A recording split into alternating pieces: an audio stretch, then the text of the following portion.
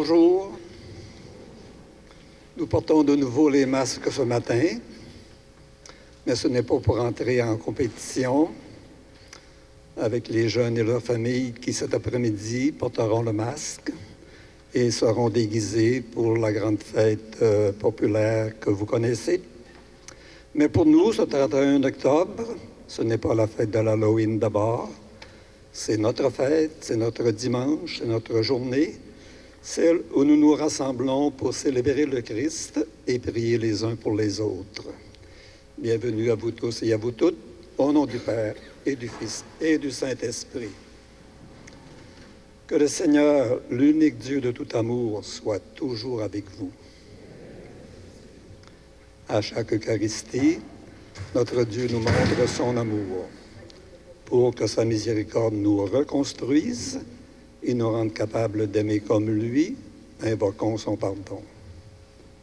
Seigneur Jésus, tu es passé sur notre terre en faisant le bien et en aimant les pécheurs.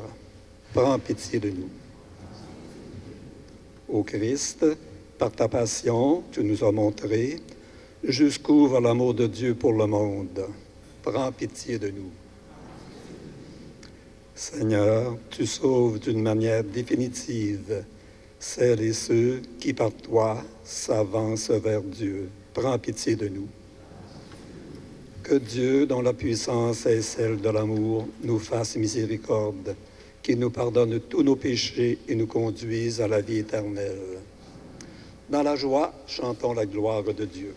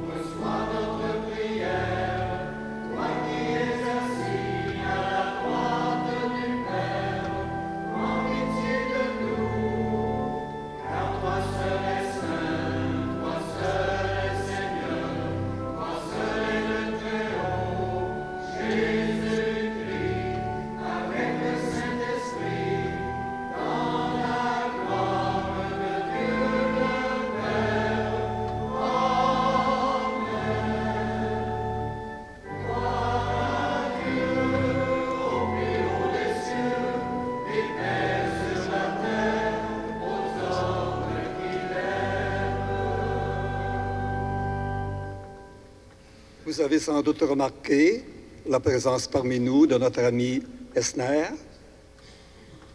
Il est maintenant diacre. Il continue son cheminement vers la prêtrise dans quelques mois. Il vient nous voir de temps en temps. Ça nous fait plaisir et nous l'accueillons dans la joie. Il pourra même vous parler un peu en espagnol, car il a une des familles amies de lui qui est présente ce matin parmi vous. Alors ne vous surprenez pas si dans l'homélie vous perdez le fil. Il est encore là. Que l'Esprit Saint nous guide dans la prière.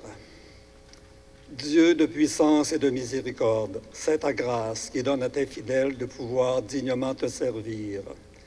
Accorde-nous de progresser sans que rien nous arrête vers les biens que tu promets.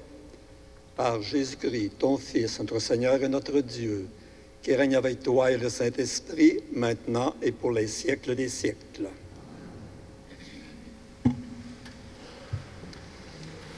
De Moïse jusqu'à Jésus, l'amour a la première place.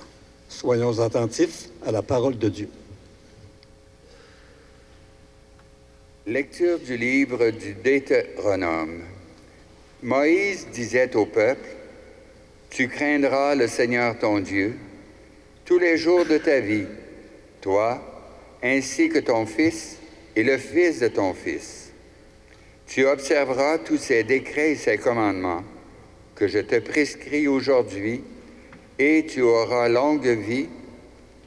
Israël, tu écouteras, tu veilleras à mettre en pratique ce qui t'apportera bonheur et fécondité, dans un pays ruisselant de lait et de miel, comme te l'a dit le Seigneur, le Dieu de tes pères. Écoute, Israël, le Seigneur, notre Dieu, est l'unique. Tu aimeras le Seigneur, ton Dieu, de tout ton cœur, et de toute ton âme, et de toute ta force. Ces paroles que je te donne aujourd'hui resteront dans ton cœur. Parole du Seigneur.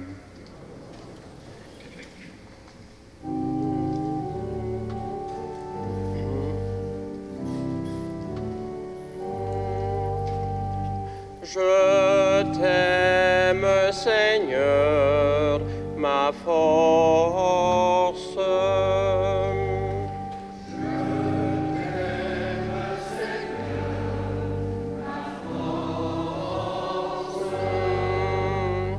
Je t'aime, Seigneur, ma force, Seigneur, mon roc, ma forteresse, Dieu mon libérateur, le rocher qui m'abrite, mon bouclier, mon fort, mon arme de victoire.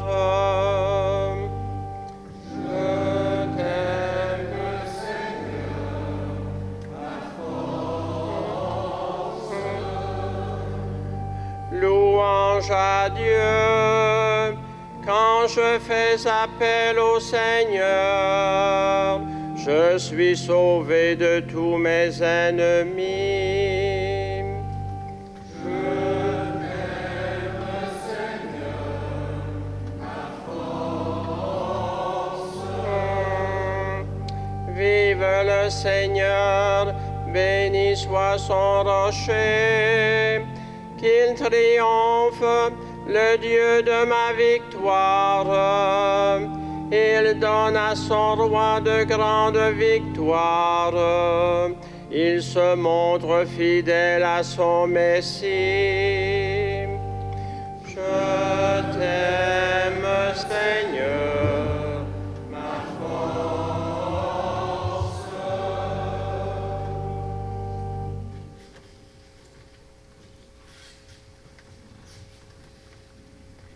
Lecture de la lettre aux Hébreux. Frères et sœurs, dans l'Ancienne Alliance, un grand nombre de prêtres se sont succédés parce que la mort les empêchait de rester en fonction.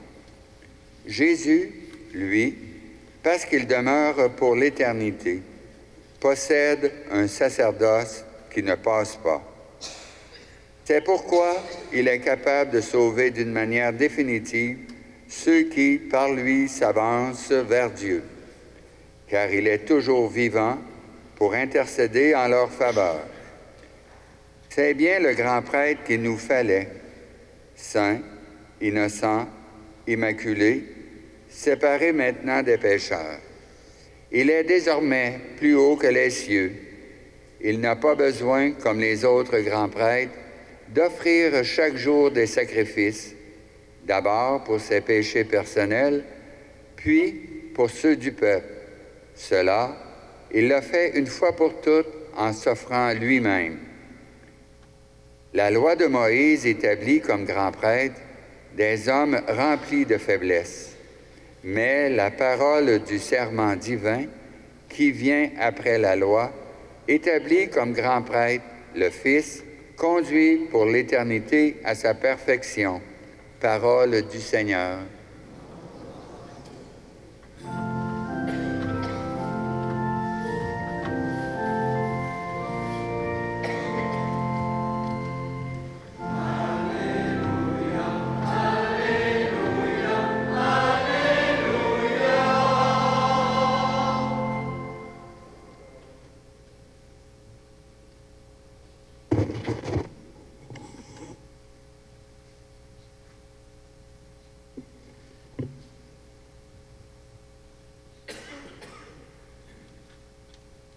Si quelqu'un m'aime, il gardera ma parole, dit le Seigneur. Mon Père l'aimera et nous viendrons vers lui.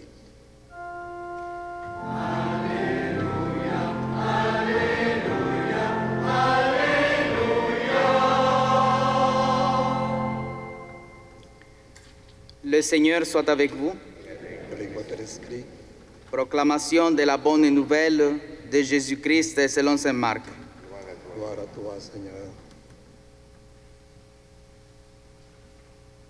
En ce temps-là, un scribe s'avança vers Jésus pour lui demander « Quel est le premier de tous les commandements ?»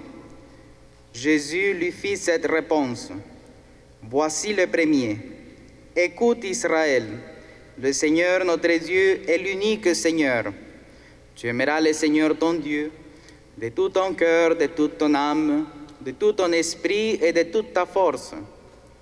Et voici le second. Tu aimeras ton prochain comme toi-même. Il n'y a pas de commandement plus grand que cela. Le scribe reprit. Fort bien, maître, tu as dit vrai. Dieu est l'unique et il n'y en a pas d'autre que lui. L'aimer de tout son cœur, de toute son intelligence, de toute sa force. Aimer son prochain comme soi-même vaut mieux que toute offrande d'holocauste et de sacrifice. Jésus, voyant qu'il avait fait une remarque judicieuse, lui dit « Tu n'es pas loin du royaume de Dieu. » Et personne n'osait plus l'interroger. Acclamons la parole de Dieu. Louange à toi, Seigneur Jésus.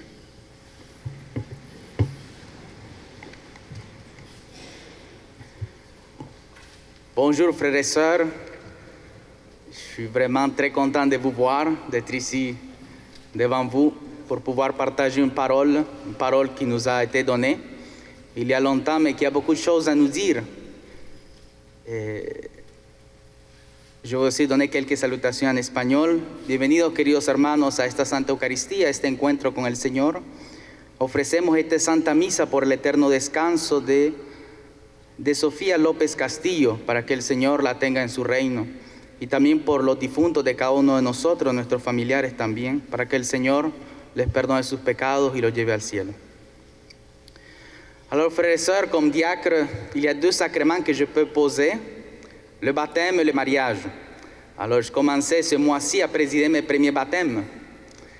Et c'est quand même quelque chose parce que je fais des rencontres préparatoires et tout ça. Mais maintenant, dire, c'est quoi le baptême? C'est juste 3 gouttes d'eau sur la tête, un paquet de gestes, c'est tout. Et souvent, quand je rencontre les familles, je trouve ça un peu drôle pour moi, parce que mon père, il est allé chercher une église où il ne devait pas avoir une rencontre avec un prêtre, parce qu'il n'y avait pas de temps de se taper une rencontre. Il voulait juste aller me faire baptiser. Et aujourd'hui, c'est moi qui baptise des enfants dans la foi chrétienne. C'est un peu drôle, vraiment comment le Seigneur est un Dieu qui a vraiment de l'humour. En même temps, dire comment les aider à comprendre, qu'est-ce que je peux les apporter. Mais le baptême a un lien avec des questions profondes et existentielles. Aujourd'hui, nous vivons dans la société des écrans. C'est bien, on peut apprendre beaucoup de choses, mais l'écran est très superficiel. Ce n'est pas la même chose lire un livre sur un écran que lire un livre en papier. Notre cerveau est capable de plus plonger dans l'idée. L'écran, ça va rester toujours superficiel.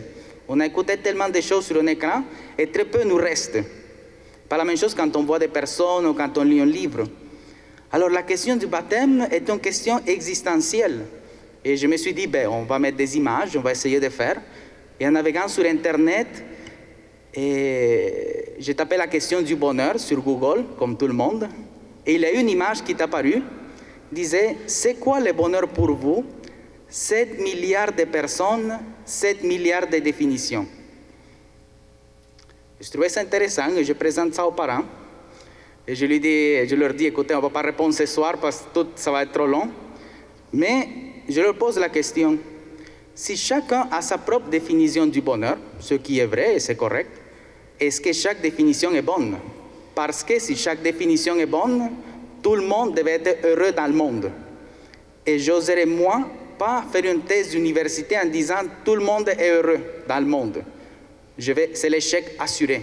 On sait qu'il y a des gens qui souffrent, et nous-mêmes aussi, nous souffrons parfois. Alors, c'est quoi le bonheur? Et c'est ça qui nous parle l'Évangile. La question du bonheur, c'est la question la plus existentielle, la plus profonde de notre vie. Aujourd'hui, on se pose un peu moins cette question, on est toujours pressé, nos choses, on va à gauche et à droite. Mais il y a bien longtemps, au Moyen-Âge, moi je pensais que les gens au Moyen-Âge, c'était des gens rétrogrades qui ne réfléchissent pas à des vraies choses. Mais au Moyen-Âge, il y avait des gens qui sont pensés à la question, c'est quoi le bonheur? Et certains ont essayé de répondre en disant, c'est la richesse, l'argent, c'est le pouvoir, c'est l'honneur. Richesse, argent, pouvoir, l'honneur. Bon. Et il commence à expliquer pourquoi c'est pas ça. C'est pas très différent dans notre vie. On peut chercher un certain bonheur en ayant une certaine richesse, pas mauvais. Mais si demain j'ai $1 million, je vais être content. Mais après, je ne serai pas plus heureux. Si après je suis la personne la plus respectée au monde, qu'est-ce que ça change dans ma vie, dans le fond? On voit, mettons, tellement de gens fameux qui ont réussi un pouvoir, une richesse, un respect, c'est bien, mais qu'à la fin de leur vie, ça a été vraiment très difficile, très souffrant. On se dit, comment ça se fait? Tu es bon dans ta job, dans ce que tu fais, mais ta vie, c'est notre game. C'est quoi le bonheur?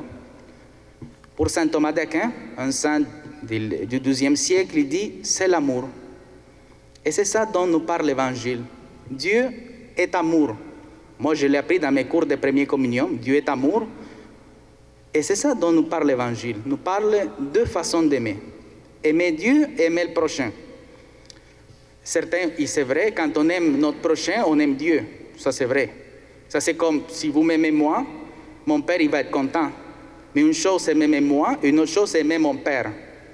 Pour que vous puissiez aimer mon père, vous devrez le connaître. Alors, aimer mon père, c'est une autre chose. Et ici, Jésus s'arrête sur l'amour de Dieu. Et il ne laisse pas trop de place, c'est quand même fort. Il dit, tu aimeras le Seigneur ton Dieu de tout ton cœur, de toute ton âme, de tout ton esprit et de toute ta force. Ok, ça veut dire Dieu. Jésus nous dit que Dieu doit avoir la première place dans notre vie. Mais moi, j'aime mes parents, j'aime mon frère, j'aime mes amis, c'est pas mauvais. Mais qu'est-ce que ça veut dire aimer Dieu? Et aimer celui qui peut nous aimer parfaitement. Parce que je ne sais pas si ça vous est arrivé, mais moi, quand j'étais adolescent, tôt ou tard, mes parents m'ont déçu. Pour une chose, pour une autre chose, parce que je ne voyais pas non plus, parce qu'ils étaient imparfaits, ils étaient pécheurs. Et alors, on découvre que l'autre, pour plus bon qu'il soit, il ne peut pas nous combler. Et même l'autre, quand il souffre, il peut nous enlever la vie. Et alors, se brancher à la source de l'amour, ça veut dire se poser la question la plus profonde que l'homme moderne, l'être humain moderne, ne se pose pas tout à fait. Est-ce que Dieu existe? Quel est le sens de ma vie? Pourquoi je vis? Et on a vu qu'on cherche de sécurité, et c'est normal, c'est pas mauvais en soi, mais on a vu que la pandémie était capable de nous mettre la vie à l'envers. Ça nous révèle la fragilité de notre vie. Aimer Dieu de tout son cœur, et toute son âme et toute sa force, ce n'est pas une exigence. Parce que le christianisme, il nous dit que Dieu nous a aimés le premier. Moi, je peux aimer quelqu'un quand l'autre m'a aimé en premier, c'est encore mieux. Comment il nous a aimés? Pour certains, Dieu, c'est une transcendance à quelque part, une énergie, et l'univers est comme une chose dans la matière, mais une chose dans la matière disparaît. Nous-mêmes, on va disparaître, ça c'est sûr. Alors Dieu ne peut pas être un être matériel qu'on peut toucher. Lui, il n'est pas dans la matière. Lui, hors le temps, l'espace, ça semble un peu abstrait, mais ça veut dire que dans la mort, seulement celui qui n'est pas matière peut me ressusciter de la mort. Seulement quand moi je souffre, quand quelqu'un me blesse profondément, ce n'est pas dans mon corps qu'il me blesse. Il me blesse d'abord dans mon corps, mais il me blesse à l'intérieur de moi, dans mon désir d'être aimé, dans les désirs les plus profonds. Alors seulement quelqu'un qui est amour, il peut entrer là où personne ne peut aller, là où les médicaments ne peuvent pas l'apporter. Alors, pour Thomas d'Aquin, il disait, il y a au Moyen-Âge, que l'essence de la vie était l'amour. Qu'est-ce que diraient les modernes? Moi, en écoutant une interview d'un psychologue espagnol, Il disait que ceux qui donnent sens à la vie, il dit, on est dans la société la plus développée technologiquement, mais on est la société avec plus de maladies, avec plus de dépression. Mais comment ça se fait? On est des modernes, on a vaincu les vieilles choses. Mais elle disait parce que ce qui donne sens à la vie, c'est quoi? C'est l'amour et le travail. Et ces choses-là, ce n'est pas immédiat. L'amour, ce n'est pas immédiat, ça s'est bâti. Mais qu'est-ce qui nous apporte la relation avec Dieu? Il doit nous apporter quelque chose. Une véritable relation t'apporte quelque chose, m'apporte quelque chose. Il nous apporte, l'une des choses qu'il nous apporte, c'est la capacité de souffrir. Comment on saurait que Dieu nous aime? On devrait se poser cette question si le Christ n'était pas venu. L'image du crucifix que nous avons derrière nous rappelle que Dieu, il nous a aimés, il a souffert pour nous. Et si je crois que Dieu m'aime, il est capable de me donner la capacité de souffrir. Pas pour être masochiste, il ne faut pas être masochiste. Mais on sait que dans notre vie, il arrivera des souffrances, les difficultés économiques, les problèmes dans la famille, la maladie, les injustices. On ne veut pas que ça arrive, mais vous et moi, nous le savons. Ça arrive. Alors la relation avec Dieu, elle t'apporte cette capacité de souffrir. Parce qu'elle te dit, le Seigneur te dit que tu n'es pas seul. Qu'avec le Christ, tu peux vaincre la mort. Mais toi et moi, nous sommes libres d'y croire ou pas. Je peux avoir mon Père qui m'aime beaucoup, mais si je ne crois pas qu'il m'aime, son amour, il ne peut rien faire pour moi. C'est la même chose avec Dieu. Alors, rentrer en relation avec Dieu, c'est à travers la prière, l'Eucharistie, la méditation de la parole de Dieu, c'est poser les questions sur la vie qui est capable Dieu de te répondre, parce que seulement celui qui nous a créés est capable de nous dire le pourquoi nous sommes ici, qui n'est pas une question de l'ordre biologique, parce que la biologie va me dire que je suis un tas de chair et d'os et un paquet de cellules. C'est bien, c'est vrai. Alors si je meurs demain, qu'est-ce que ça change? Mais quand quelqu'un meurt et on l'aime, on sait qu'il n'est pas un tas d'os, ni de chair, ni de cellules. Est un être humain, est une personne, est quelqu'un qu'on aimait.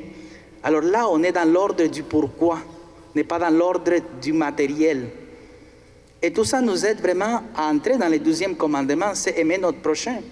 On peut aimer notre prochain de plusieurs façons, donner de la nourriture aux pauvres, aider les pays pauvres. Je viens d'un pays pauvre et beaucoup de gens y donnent, c'est extraordinaire. Mais l'amour du prochain, il y a des degrés. Aimer mon prochain quand il me dérange, ça c'est notre game, parce qu'on a tous des limites. Mais quand l'autre me dérange, ça veut dire quand l'autre est malade, il faut que je donne de mon temps, ou quand ça ne va pas bien, comprendre l'autre qui souffre, et parfois il peut être blessant aussi, et être capable d'entrer là-dedans et dire, il vit sa crise, je vais l'aimer. Mais c'est là, si on n'est pas branché aux sources de l'amour, si on ne connaît pas Dieu, qui est capable de nous combler, qui est celui à 100% fidèle, l'autre, il me tue. Alors je ne peux pas aimer parfaitement mon prochain quand il me dérange. C'est normal pour moi le premier. Alors le Christ, à travers cette parole, il veut juste nous offrir, nous dire, voici, qu'est-ce que tu veux? Tu veux la plénitude que je t'offre ou des bonheurs que c'est bien, mais on sait que ça passe. Un nouvel ordinateur, je me suis acheté le dernier MacBook, c'est extraordinaire, mais après une semaine, cette année. La dernière voiture de l'année, c'est bien, mais après une semaine, c'est correct. Un voyage, c'est bien. Mais après, on revient ici à la réalité, on dit, bon, on continue. Mais la plénitude, c'est ce désir d'aimer, ce désir que toi et moi nous portons d'être heureux. Alors rendons grâce au Seigneur et demandons au Seigneur d'établir une relation sérieuse avec lui en premier. Et c'est lui qui va te donner le bonheur et le bonheur que toi et moi nous cherchons. Amen.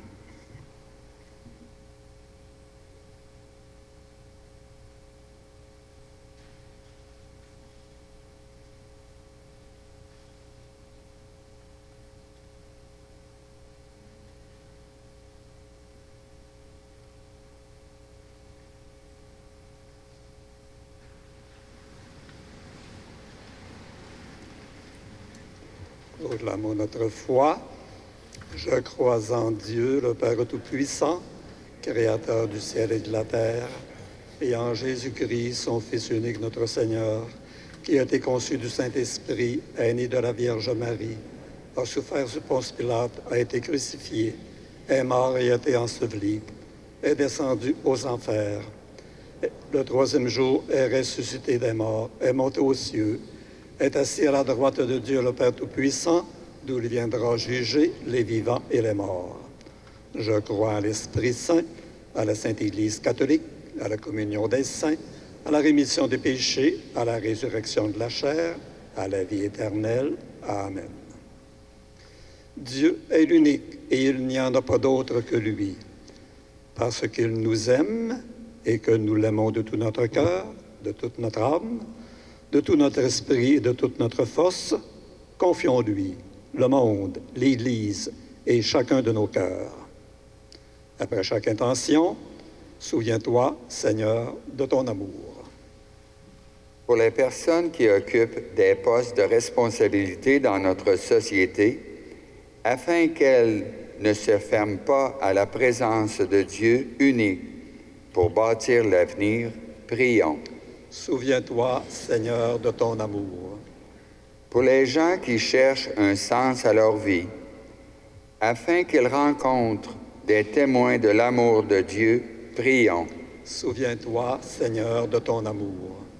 Pour les hommes et les femmes qui ont été blessés dans leur vie affective, afin que notre présence à leur côté les ouvre à l'amour guérisseur de Dieu, prions. Souviens-toi, Seigneur, de ton amour. Pour les personnes consacrées, afin qu'elles persévèrent dans leur engagement à témoigner de l'amour infini de Dieu, prions. Souviens-toi, Seigneur, de ton amour. Pour notre communauté qui écoute assidûment la parole de Dieu, afin qu'elle puisse goûter pleinement son amour et l'aimer en retour, prions. Souviens-toi, Seigneur, de ton amour. Présentons également au Seigneur nos intentions personnelles ou celles de nos familles ou des personnes qui demandent de prier pour elles. Dieu notre Père, toujours attentif au sort de tes enfants, rends-nous de plus en plus conscients de ton amour pour chacun et chacune de nous. Ainsi, nous pourrons t'aimer en retour et répandre autour de nous les fruits de ta bonté. Par Jésus, ton Fils, notre Seigneur. Amen. Oui, vous asseoir.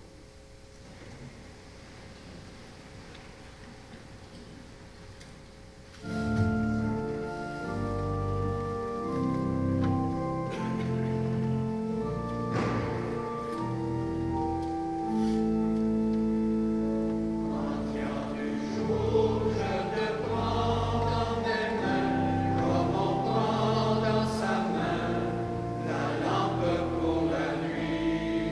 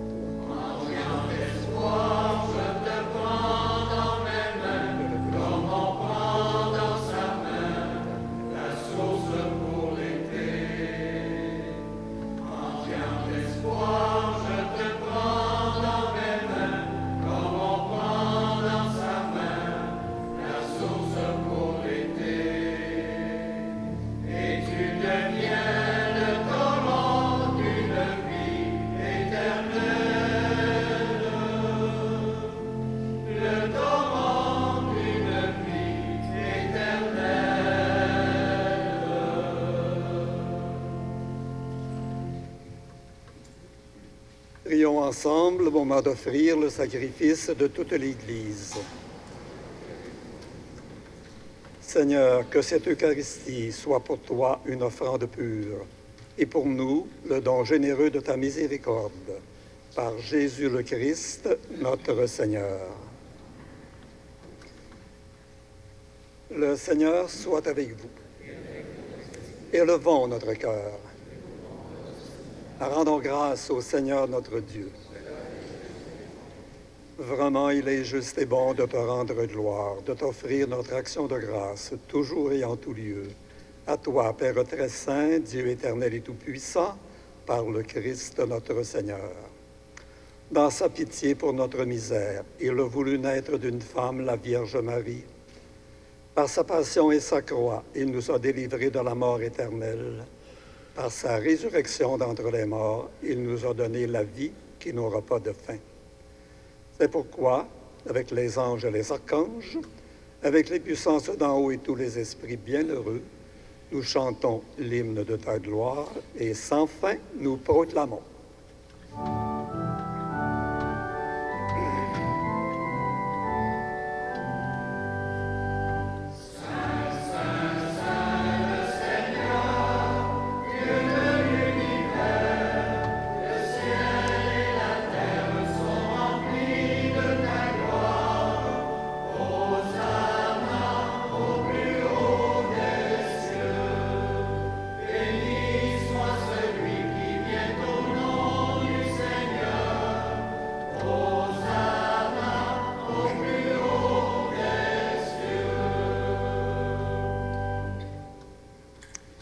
La messe d'aujourd'hui est offerte à la mémoire de Raoul Fortier, Normand Bourgeois, les familles Rousseau et de Rennes, Rosemée Bernard, ma tante Rosemée, Paul Labrec et Jean Légaré.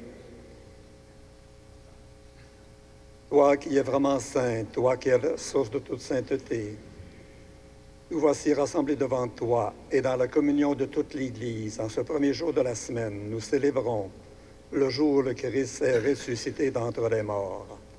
Par lui que tu as élevé à ta droite, Dieu notre Père, nous te prions. Sanctifie ces offrandes en répandant sur elles ton esprit, qu'elles deviennent pour nous le corps et le sang de Jésus, le Christ, notre Seigneur. Au moment d'être livré, d'entrer librement dans sa passion, il prit le pain, il rendit grâce, il le rompit et le donna à ses disciples en disant « Prenez et mangez-en tous, ceci est mon corps livré pour vous. »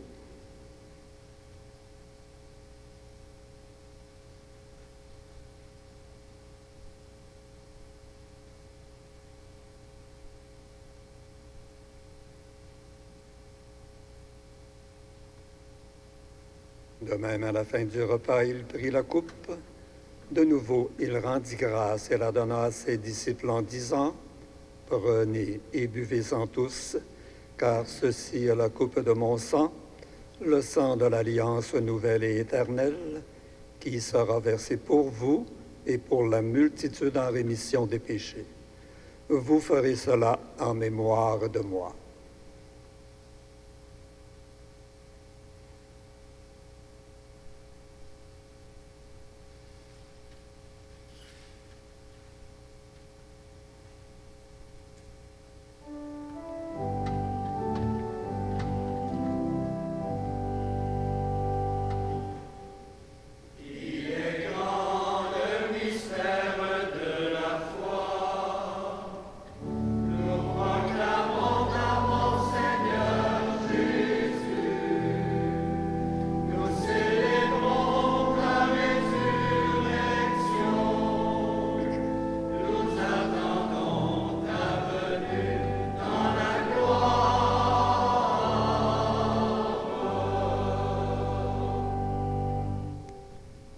Faisant ici mémoire de la mort et de la résurrection de ton Fils, nous t'offrons, Seigneur, le pain de la vie et la coupe du salut, et nous te rendons grâce, car tu nous as choisis pour servir en ta présence.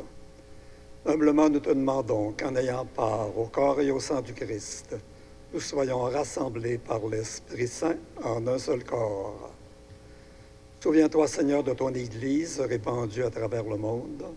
Fais-la grandir dans ta charité avec le pape François, notre évêque Gérald, les auxiliaires Marc et Martin, et tous ceux qui ont la charge de ton peuple.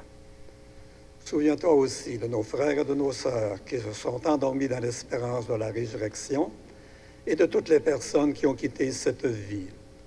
Souviens-toi de Raoul, Normand, les défunts des familles Rousseau et de Rennes, ma tante Rosemée, Paul Labrec et Jean Légaré.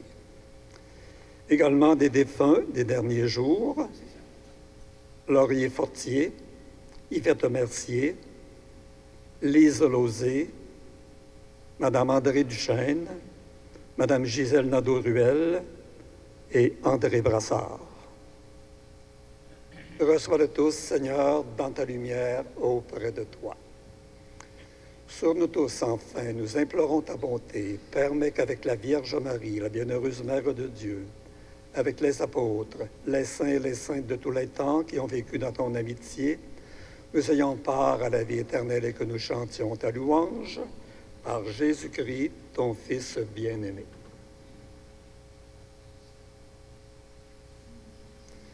Par lui, avec lui et en lui, à toi, Dieu le Père Tout-Puissant, dans l'unité du Saint-Esprit, tout honneur et toute gloire pour les siècles des siècles.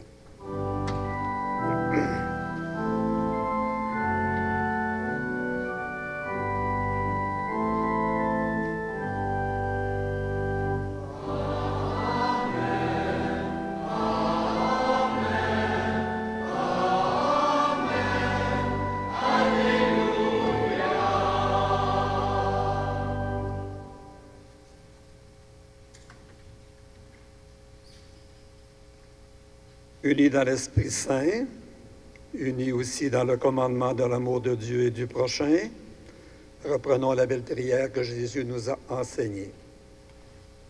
Notre Père, qui es aux cieux, que ton nom soit sanctifié, que ton règne vienne, que ta volonté soit faite sur la terre comme au ciel. Donne-nous aujourd'hui notre pain de ce jour. Pardonne-nous nos offenses comme nous pardonnons aussi à ceux qui nous ont offensés, et ne nous laisse pas entrer en tentation, mais délivre-nous du mal. Délivre-nous de tout mal, Seigneur, et donne la paix à notre temps. Par ta miséricorde, libère-nous du péché. Rassure-nous devant les épreuves, en cette vie où nous espérons le bonheur que tu promets, et l'avènement de Jésus-Christ, notre Sauveur.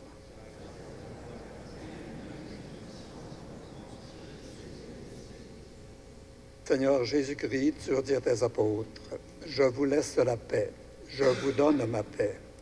Ne regarde pas nos péchés, mais regarde la foi de ton Église. Pour que ta volonté s'accomplisse, donne-lui toujours cette paix et conduis-la vers l'unité parfaite, toi qui règnes pour les siècles des siècles. » Que la paix du Seigneur soit toujours avec vous.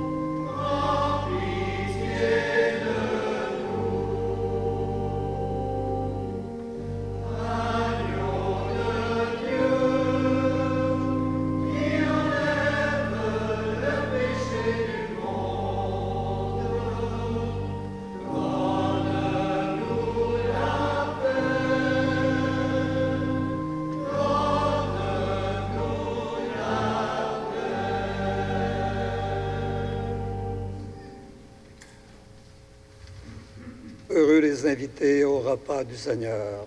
Voici l'agneau de Dieu qui enlève le péché du monde.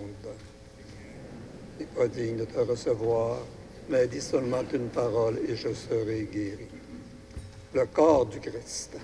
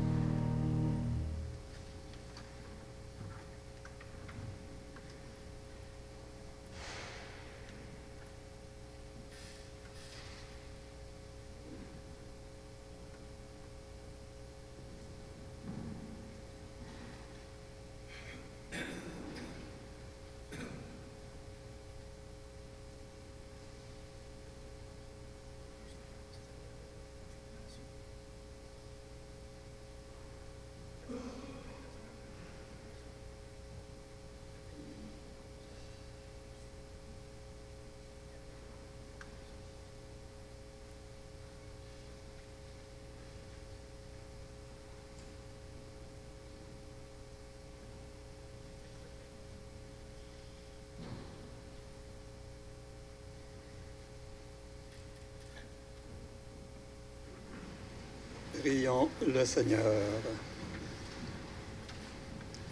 De plus en plus, Seigneur, exerce en nous ta puissance, afin que, fortifiés par tes sacrements, nous devenions capables, avec ta grâce, d'entrer en possession des biens qu'ils promettent, par Jésus le Christ, notre Seigneur. Merci à vous tous de votre belle présence en ce matin, de vos prières, de votre générosité. Merci au personnel chantant et musical d'en haut et à tous les bénévoles d'en bas, en arrière, en avant. Et bonne semaine à chacun et chacune d'entre vous. Le Seigneur soit avec vous. Que Dieu Tout-Puissant vous bénisse, le Père, le Fils et le Saint-Esprit. Allez dans la paix du Christ. Nous rendons grâce à Dieu.